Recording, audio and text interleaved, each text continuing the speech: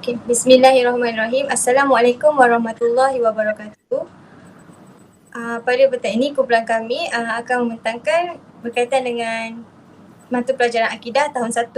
Okey, ini merupakan rancangan pengajaran harian kami di mana pertama mata pelajaran mata pelajaran adalah akidah.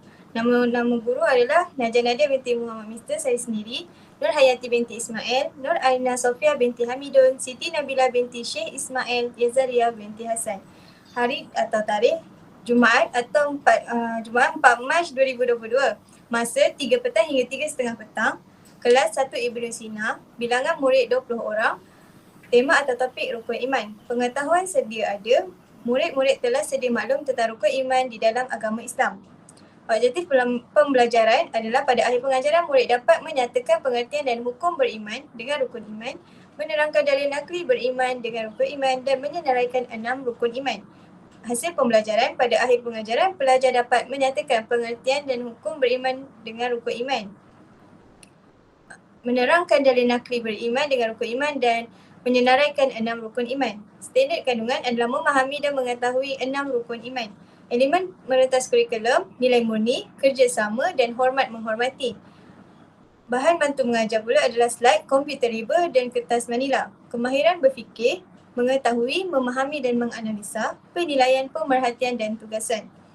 Refleksi, pencapaian objektif, ya atau tidak murid dapat atau tidak dapat menguasai objektif pembelajaran. Tindakan susulan, orang murid tidak dapat menguasai objektif pembelajaran, diberikan latihan susulan dan penambahbaikan PDP.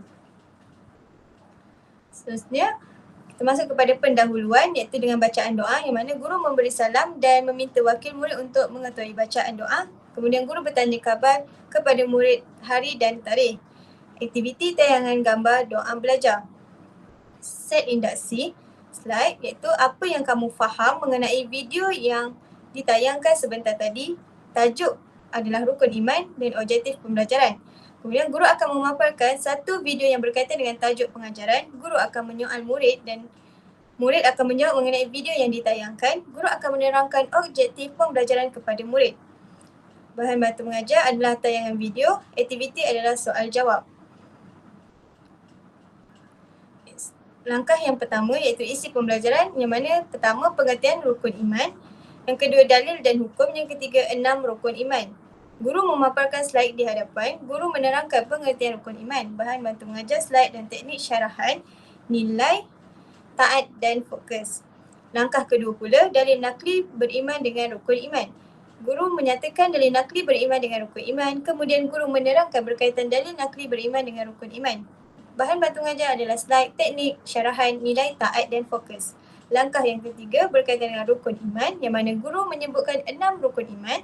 Guru menerangkan setiap rukun iman, bahan bantu mengajar, slide, teknik, syarahan, nilai, taat dan fokus. Langkah yang keempat adalah aktiviti soal jawab. Yang kedua, guru memberi arahan cara untuk menjawab soalan yang diberikan. Guru meminta pelajar menjawab dengan betul. Bahan bantu mengajar adalah slide pengukuran latihan, nilai adalah berdisiplin, bekerjasama, bersungguh-sungguh. Yang terakhir, penutup kesimpulan. Yang mana guru akan memilih 2 orang murid untuk memberi kesimpulan. Guru akan memberi sedikit kesimpulan mengenai tajuk yang diajar. Nilai adalah bersungguh-sungguh. Itu adalah RPH bagi pembelajaran pada hari ini. Seterusnya kita masuk pada slide.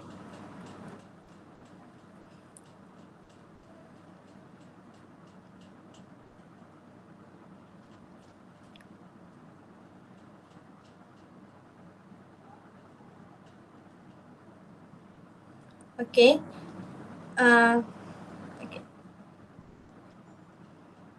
Assalamualaikum warahmatullahi wabarakatuh murid-murid. Apa khabar semua? Murid-murid sihat ke? Ustazah mengharapkan semua dalam keadaan yang sihat lah. Okey, sebelum kita mulakan pengajaran kita pada hari ini kita akan belajarlah tajuk pertama iaitu berkaitan dengan rukun iman. Okey, seterusnya sebelum kita mulakan pembelajaran kita pada hari ini, Ustazah nak memintalah seseorang pelajar untuk bacaan doa. Okey, kita baca doa sama-sama. Okey, Bismillahirrahmanirrahim. Allahumma ftah alaina hikmataka wa anshur alaina min khazaini rahmatika ya arhamar rahimin. Amin. Okey.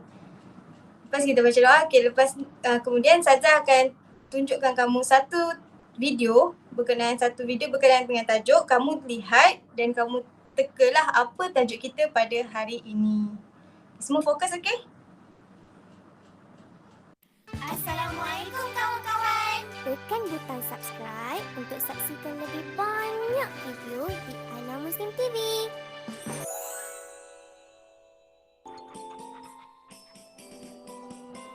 Rukun iman 6 perkara.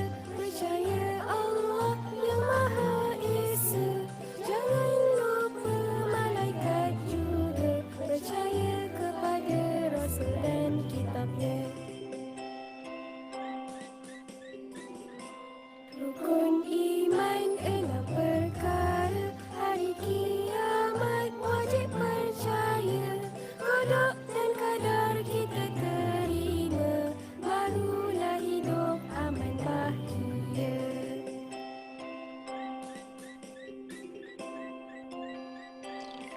Rukun iman 6 perkara. Percaya Allah yang Maha Esa. Jangan lupa malaikat juga.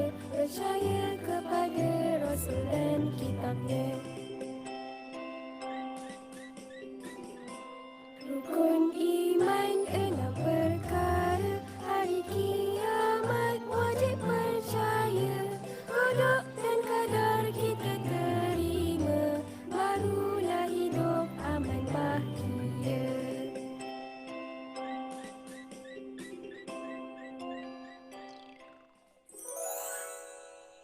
Suka dengan video ni? Apa tunggu lagi? Assalamualaikum kawan-kawan. Tekan butang. Okey, semua dah tahu kan? Okey, semua tadi dah tengok berkaitan dengan tayangan video. Di mana tayangan video kita berkaitan dengan rukun iman. Jadi, tajuk pembelajaran kita pada hari ini adalah rukun iman. Okey, seterusnya saya akan sampaikan kepada Ustazah Nabila untuk lanjutkan pembelajaran seterusnya. Okey, Assalamualaikum warahmatullahi wabarakatuh. Okey, kita akan masuk kepada maksud rukun iman. Okey, maksud rukun ialah perkara asas yang penting.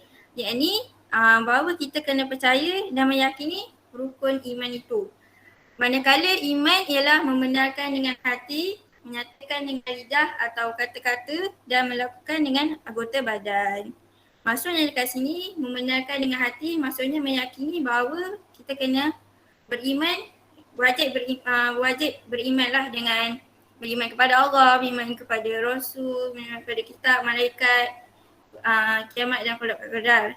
Dan menyatakan dengan lidah atau kata-kata dan melakukan dengan anggota badan. Maksud dekat sini kita beriman dengan Allah. Maksud kita beriman dengan Allah, kita kena solat. Solat tu kita melakukan segala perbuatan lah.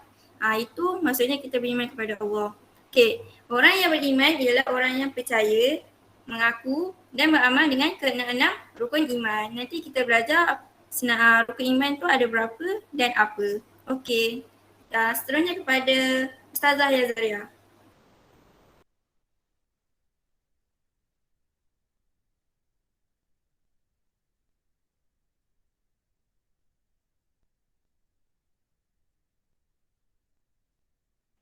Okey. Seterusnya kita masuk kepada dalil naqsi beriman dengan rukun iman. Di mana hadis ni berbunyi qala fa akhbirni anil iman. Qala an tu'mina billahi wa malaikatihi wa kutubihi wa rusulihi wal yaumil akhir wa tu'mina bil qadar khairi wa syarri. Di mana maksud dalil naqli ini beriman dengan rukun iman yang kita baca sebentar tadi, apa yang kita faham, ada seorang lelaki ni datang berjumpa dengan Rasulullah SAW. Kemudian lelaki ni bertanya kepada Rasulullah SAW, apakah erti iman? Dia tanya macam kalau murid-murid tanya Ustazah lah, rukun iman tu apa ya Ustazah? Macam itulah ibarat dia. Okey, dan Rasulullah SAW pun menjawab persoalan lelaki ni tadi dengan berkata iman itu ialah yang pertama beriman dengan Allah, yang kedua beriman dengan malaikat-malaikatnya, yang ketiga beriman dengan kitab-kitabnya, beriman dengan rasul-rasulnya, beriman dengan hari akhirat dan beriman dengan qada dan qadar. Okey. Itulah rukun iman. Dan sebagaimana yang terdapat dalam hadis riwayat Muslim ni ada 6 rukun iman. Jadinya umat Islam di muka bumi ni termasuklah anak-anak murid ustazah dan juga ustazah sendiri wajib kena yakin dan percaya sebab ada bukti dalam hadis ini menyatakan perkara ini. Okey, seterusnya ustazah bagi kepada ustazah Hayati. Okey, seterusnya kita akan masuk kepada rukun iman. Ada 6 perkara. Okey, yang pertama, kita diwajibkan untuk beriman kepada Allah. Okey, setiap Muslim diminta untuk percaya dan juga mengimani bahawa satu-satunya Tuhan yang patut disembah hanya Allah Subhanahu Wa Taala. Jadi, umat Islam juga diminta percaya dan juga beriman bahawa Allah yang telah menciptakan seluruh alam semesta dan segala isinya. Okey, yang kedua, beriman kepada malaikat. Okey, umat Islam diminta untuk beriman kepada malaikat Allah. Okey, malaikat sendiri diciptakan oleh Allah Subhanahu Wa Taala daripada apa? Daripada cahaya. Di mana dari banyaknya jumlah malaikat yang diciptakan oleh Allah SWT, kita diminta untuk mengetahui 10 malaikat. Siapa tahu 10 malaikat yang patut kita imani? Okey, saya sebutlah. Yang pertama, Jibril, Mikail, Israfil, Israel, Nakir, Rakib, Atiq, Malik dan juga Ridwan. Pandai. Okey, hikmahnya kita mengingati dan juga beriman kepada para malaikat akan membuatkan kita berwaspada dan juga berwaspada terhadap perbuatan baik dan juga buruk di dunia ini. Okey, yang ketiga adalah beriman kepada kitab Allah. Okey. Beriman kepada kitab Allah. Okey, Allah Subhanahu Taala menurunkan kitab-kitab suci kepada Nabi dan juga Rasul untuk membimbing umatnya. Okey, iaitu kitab suci kita apa? Al-Quran. Kitab suci kita adalah Al-Quran. Jadi kita diwajibkan untuk beriman dengan setiap ayat yang terkandung di dalam Al-Quran. Okey. Al-Quran itu dia memenuhi Al-Quran ni kita setiap apa yang ada dalam Al-Quran itu meliputi setiap aspek dalam kehidupan kita. Jadinya Al-Quran, kitab suci Al-Quran ni adalah lengkap. Sesuatu yang lengkap dan sempurna. Jadi kita perlu beriman dengan kitab Allah Subhanahu Wa Taala. Okey, yang keempat adalah beriman kepada Rasul. Okey, Rasul sendiri adalah utusan Allah Subhanahu Wa Taala yang diberikan wahyu olehnya. Okey, berbeza dengan Nabi, wahyu yang diberi oleh Allah kepada Rasul diperintahkan untuk disebarkan kepada umat Islam. Kerana apa? Sebab tidak semua Nabi adalah Rasul.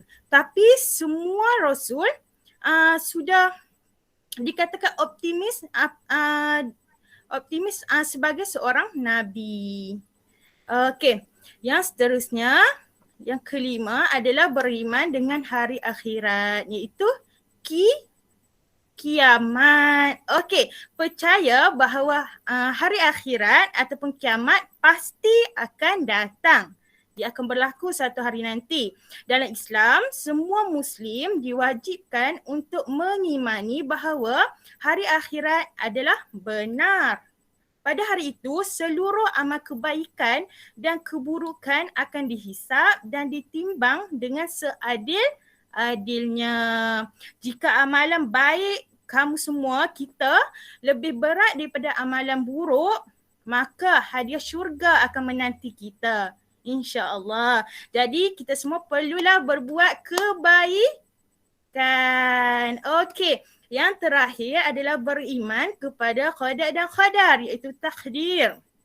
Okey, rukun iman yang terakhir, Allah SWT memerintahkan kepada setiap umat Islam untuk mengimani takdir baik, qada dan juga takdir buruk iaitu qadar. Menurut jika dikatakan setiap aturan hidup kita, takdir kita, qada dan qadar kita telah ditentukan oleh Allah SWT sejak kita belum dilahirkan lagi. Betul tak? Betul. Okey, jadi kita perlulah mengimani keenam rukun iman. Okey, itu sahaja daripada Ustazah. Kita akan pergi kepada Ustazah Aina.